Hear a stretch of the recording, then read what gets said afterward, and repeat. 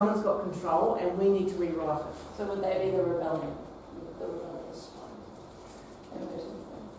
one? No, because they're two different schools. Oh. It's like if you went to Weltic and you went to, well, Tracy, you've been to two different places. You've been to Massey as well. So it's two different different schools, two different ways of playing the rules. Yeah. Even though they might seem similar, you can't fit each into each other. Okay, and then you may remember this guy, it may not. There's another guy that comes out again from France called Bourgeois. And he actually says that people, cultural capital guy, he says that people actually live out the hegemony by saying this is my place in the world. And this is where you might get someone like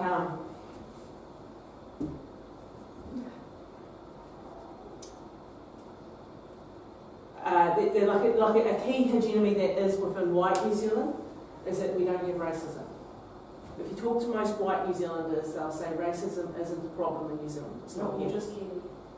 You're all just Kiwi. There's no real problem. There's no real inequality. And so you might have someone like Don Brash going, look, why are we doing this? All my best friends are married. So you'll get this, they're actually embodying that lie. Okay, but on the other side of it as well, you could actually get a young kid who has gone through school, been incredibly broken by the school system, and actually going, my pathway from school is to prison, and embodies that story, embodies the lie. Okay, and Bourgeois then goes into Doxa, which is actually how you learn it, how it becomes part of you. You've got to get fed this story. And then what you may remember is he talks about different types of capital. Okay, and he talks about symbolic capital, which may be just access to different things that we would see as symbolic of being someone that is someone that is in a powerful position. And it could be like owning a house, all those goals that Merton talks about, you could put there, even though they're not the same. But money, access to money, cultural capital, access to the ways that the culture thinks. So Adam would have talked to you, for those of you who have done it, that in cultural capital, the school is often very different to the home for some young people. So let's pick on Māori young people in a rural area. They may be very connected to their marae, they may be very connected to each other, and they may be speaking a lot of te reo, and then they go into school, and the school is like, this is all about you achieving as individuals. Okay? And not only that, but we're going to learn predominantly in English, and kapahaka will be the time that you use your te reo. So there's a disalignment, and it doesn't work. And what Bourgeois would come around and say is actually, when it comes down to cultural capital, that's where we lose our young people. When school and home don't match, we lose them. And right to the point that I can actually say that family that we whānau, the key thing that I've been working on for the last 10 years was trying to get the school into the home. Not the school physically like teachers, but actually getting home to realise that homework has a purpose. Because in that home, actually, they've never ever experienced homework before. So why is homework important? It's the first thing we need to talk about. Just trying to get the home grandma to actually understand the rules of the education game for success. And those rules are different to the rules of her life, which were very much about you leave school at 15 and go on for a job. So the most important thing for her at home was chores. As long as the chores are done, they're getting prepared for life.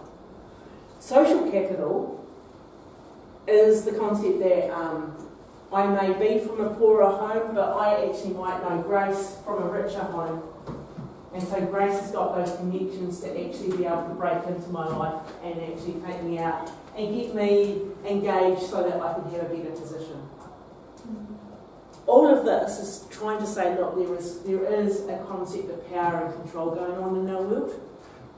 Somebody at the end of the day owns the rules to the game, and it can get really, really hard to actually play this game. Okay, so we're going to now play a game. Only one person is in a position of power in this room. Well, I am, but I'm not playing it. The person that's in a position of real power in this room is Amy. Why? Because she's played this game before. I think you have. I know. Yeah. But this time we're not just, normally when I play this game, this is the first time I've done this, normally when I play this game, I only play it to look at Merton. And then I was thinking this morning, no, there's a lot of this in this game as well. So who knows how to play Monopoly? Are you putting out your hand because you know, or are you putting out your hand because you've got blue eyes, you just don't want to see this? I haven't played it in a long time, Okay. but I can slightly remember it. Okay. So when we go to the Merton, what is the goal of Monopoly? To win. To win. And how do you define winning? You have the money, houses, property. Money and property and hotel. Okay, so you've got the gist of the game. Okay, let's sort of see if we can pull some tables in the middle here because you're going to be playing as one big I group. can play Monopoly, come on. What's DHMO? Yeah, I just googled it. Again, it's a sign of your deviant blue eyes to change the subject in the middle of a lesson. Right, just going to turn this off for a sec while we get into this.